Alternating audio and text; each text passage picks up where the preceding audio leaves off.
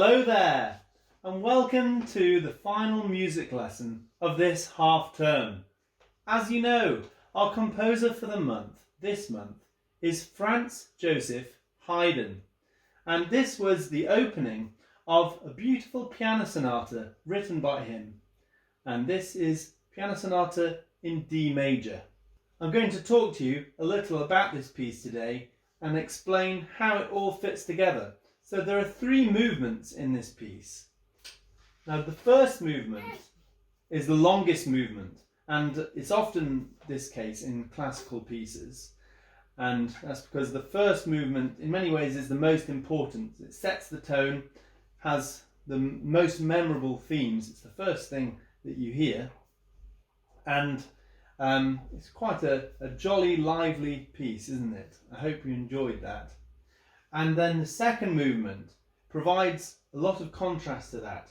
It's slow and quite morose and quite dramatic and very short. So I'll play the entire second movement for you to listen to now.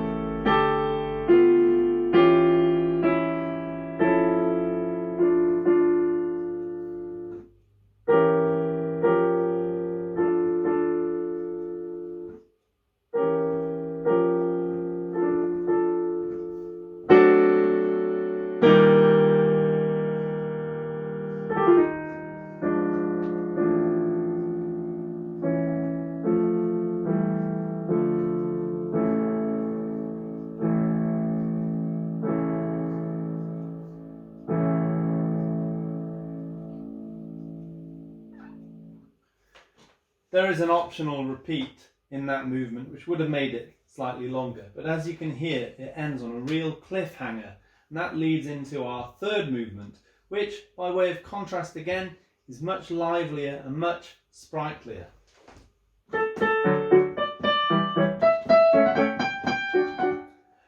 Now this movement, I'd just like to talk to you a little about it, as I think it exemplifies something about classical form. Now, classical music is the era that really begun with Haydn and ended with Beethoven, who, as we know, was mentored by Haydn, so a very important composer.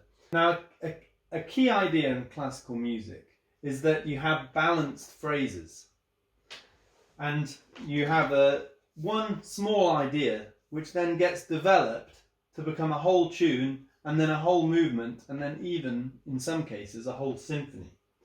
So this movement has this very small idea,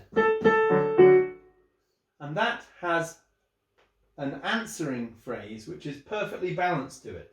And if you put those two together, you get a longer phrase.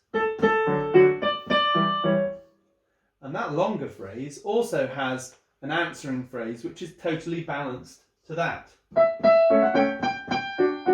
Let's listen to those together and see how well those phrases complement each other. It's like a question and an answer, and this is really, really common in classical music. But then that question and an answer becomes itself the new question. So we have is our question, and then we carry on.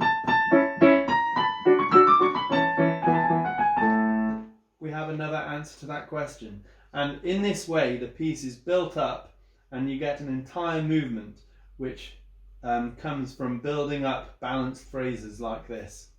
So I'll just play a little bit more for you.